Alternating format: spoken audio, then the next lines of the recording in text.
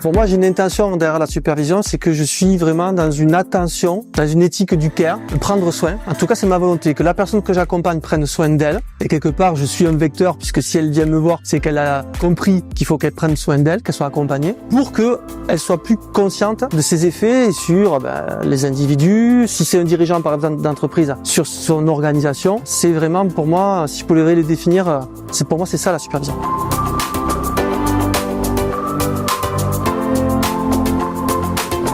Un des principaux outils, je dirais, de la supervision, c'est l'approche réflexive. C'est un outil, mais c'est aussi une façon, une posture, une façon d'être, apprendre à s'analyser qui on est, ce qu'on dit, ce qu'on pense et quels effets ça a et pourquoi on le pense. Et donc en fait, la supervision est un outil qui contribue à la conscience de qui je suis en tant qu'être qui réfléchit, mais qui je suis aussi en tant qu'être corporel. Je suis sensible à quoi? Quelle va être mon influence sur le vivant, sur les autres? Déjà, le fait de partir, d'aller vers de la supervision, c'est déjà prendre conscience qu'on a besoin d'éclaircir sa conscience.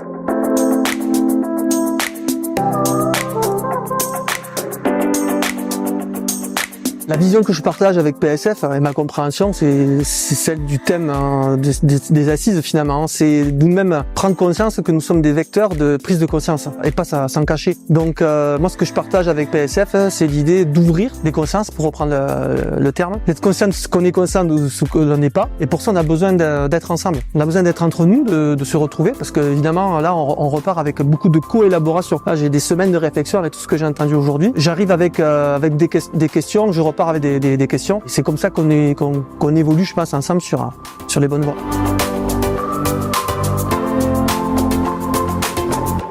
Ce que ça va enrichir, moi, ce type de journée, ça vient conforter certaines choses souvent que l'on fait en se demandant si on fait bien ou si on fait pas trop. Et je me rends compte que moi, je pose mes intentions même dans les contrats avec les personnes que je supervise. Je suis dans l'ultra-pédagogie. Et finalement, ça passe ou ça casse. En fait, moi, j'explique pourquoi on est là et où on va. Qu'importe la demande, on va dire. Il y a une demande d'une personne qui va être accompagnée. Mais moi, je pose mon intention, en fait. Être accompagné avec moi, c'est justement prendre conscience des conséquences de ce qu'on dit, ce qu'on fait sur le monde. Quelque part, je le mets, je le pose. Et ce genre de journée, en fait, ça me conforte à le faire encore de façon peut-être encore plus explicite. Pas en se disant, finalement, peut-être je suis trop ça, mais en se disant, finalement, moi, c'est comme ça que je vois les choses. Il y a plusieurs superviseurs et j'éclaircis la situation et je le pose même contractuellement avec les personnes que j'accompagne.